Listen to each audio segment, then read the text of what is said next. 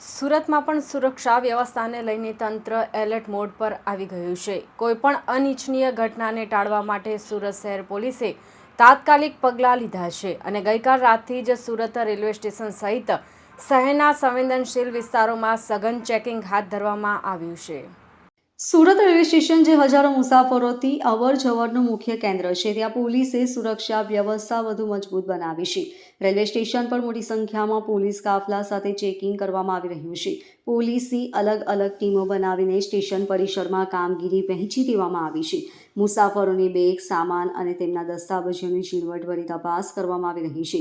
સ્ટેશનના પાર્કિંગ એરિયામાં તેમજ પ્રવેશદ્વાર પર ગાડીઓનું સઘન ચેકિંગ હાથ ધરવામાં આવ્યું હતું, જેમાં દરેક શંકાસ્પદ વાહન પર ચાંપતી નજર રાખવામાં આવી રહી છે। પોલીસ દ્વારા માત્ર રેલવે સ્ટેશન પૂરતું જ નહીં, પરંતુ તેની આસપાસના વિસ્તારોને પણ આવરી લેવામાં આવ્યા છે। સુરત રેલવે સ્ટેશનની આસપાસમાં આવેલી તમામ હોટલો અને લોજમાં પણ ચેકિંગ હાથ ધરવામાં આવ્યું છે।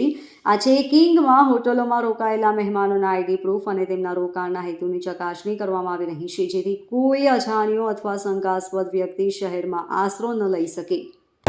સર, શું કહેશો, આજે રેલવે સ્ટેશન પર કઈ રીતની ચેકિંગ ચાલી રહી છે?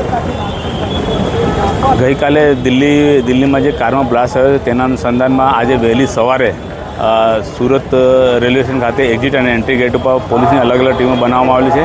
તે દ્વારા શંકાસ્પદ વસ્તુઓ, શંકાસ્પદ જે પણ વાહનો અને જે વ્યક્તિઓ છે તે લોકોને ચેક કરવામાં આવે છે। કેટલી ટીમો કામ કરેલી છે? પ્લેટફોર્મ પર કેટલી નીચે કામ કરેલી? પોલીસની જે ટીમો છે એમાં એક્ઝિટ અને એન્ટ્રી ગેટ ઉપર, તે સિવાય હોટલોમાં પણ પોલીસની અલગ અલગ ટીમો બનાવીને ચેક કરવામાં આવે છે। શું છે પોલીસ કમિશનરનો આદેશ શું છે? એના જે દિલ્હીમાં જે ગઈકાલે જે બ્લાસ્ટ થયો તેના અનુસંધાનમાં તકેદારી સ્વરૂપે ફૂડ પેટ્રોલિંગ, વાહન ચેકિંગ અને હોટલ ચેકિંગ વગેરે છે સૂચના છે। Bureau report LK star news, Surat.